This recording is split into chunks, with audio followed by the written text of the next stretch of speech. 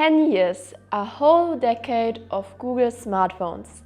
It has been a long journey with many experiments, some brilliant ideas and also a few failures.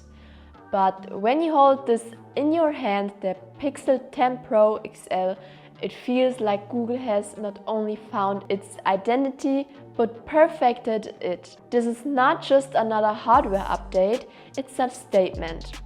Maybe it's the smartest phone ever made. The only question is, does pure intelligence also make it the best phone you can buy in 2025? Let's find out. At first look, you could think the Pixel 10 Pro XL is its older model. The design is an evolution, not a revolution. And to be honest, I think it's a good thing. The Pixel 9 Pro was already one of the best designed phones on the market.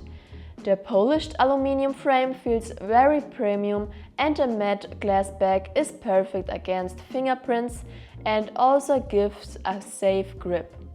The horizontal camera bar, the Pixel Straight Bar, is a bit bigger now, which protects the lenses better and removes the annoying wobble on the table. It's a smart, mature design that simply feels right. But the biggest physical change is invisible. Under the glass back, Google has built a system of magnets they call Pixel Snap. And yes, it's exactly what it sounds like, Google's answer to MagSafe. That's a real game changer for the Pixel ecosystem. Suddenly you have a world of magnetic accessories. Chargers, wallets, tripod mounts and the best part, it even works with Apple MagSafe accessories. For me, this makes a huge difference in daily life, because I already own a lot of MagSafe gear like my 3-in-1 charging dock, which I can now finally use with my Pixel. I hope all Android phones will have this in the coming years. The Pixel 10 Pro XL has a 6.8-inch LTPO panel with about 500 ppi.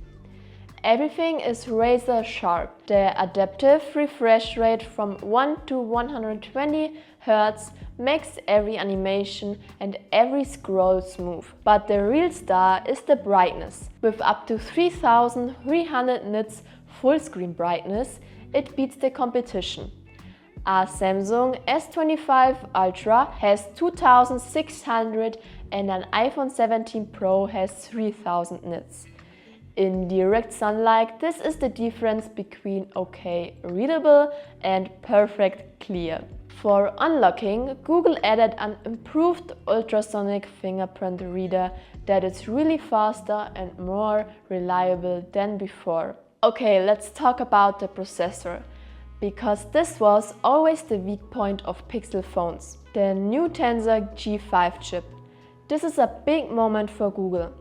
It is the first chip they fully designed themselves and it's made at TSMC, no longer based on Samsung Exynos. And you can feel the difference, but not always where you expect it. Looking at benchmarks, the CPU is about 30% faster than before, but still far behind the latest Snapdragon. And the GPU is actually weak. Hardware ray tracing for high-end gaming, not here.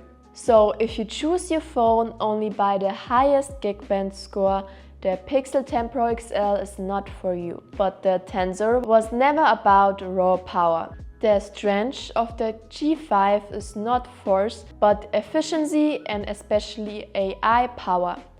The Tensor processing unit, the AI core, is 60% stronger than last year.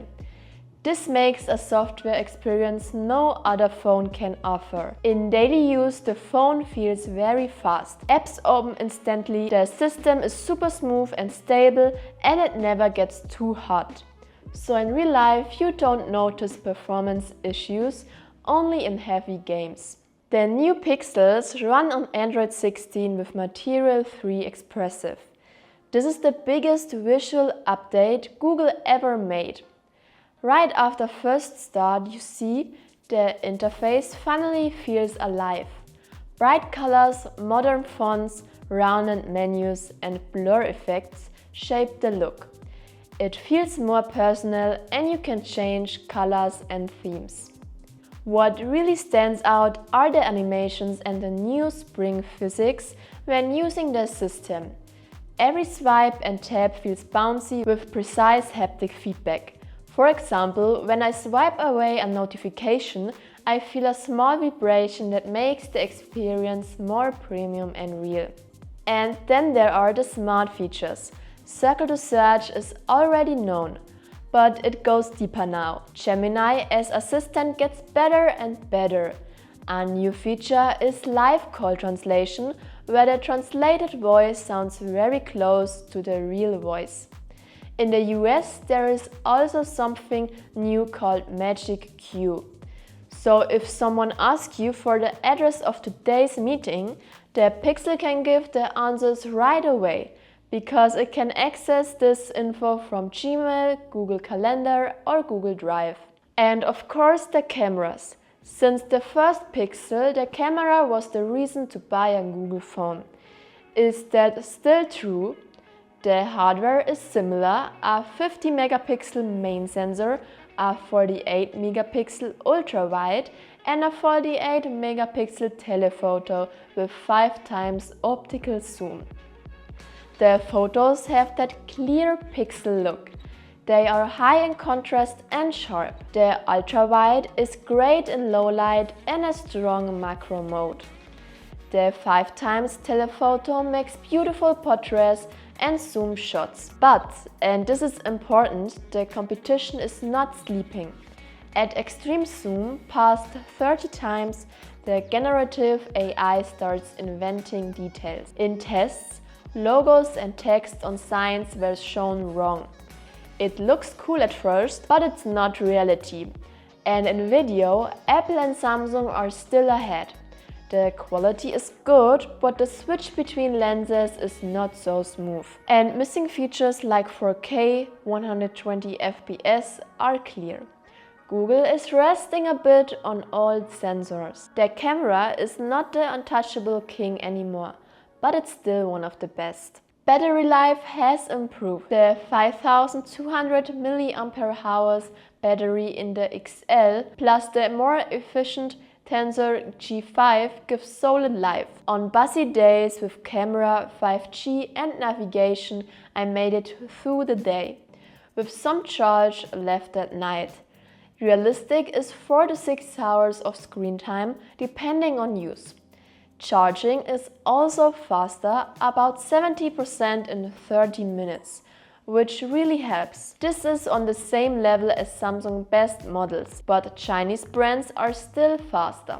My conclusion: the Pixel 10 Pro XL is an excellent phone, but not without weaknesses. But mostly because of the software, the Pixel 10 Pro XL is now my favorite Android phone.